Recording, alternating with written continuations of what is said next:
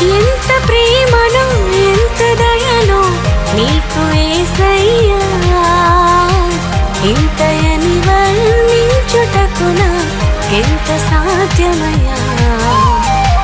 ఎంత ప్రేమనో ఎంత దయనో నీకు యేసయ్యా, ఇంతయని వర్ణించుటకు నాకెంత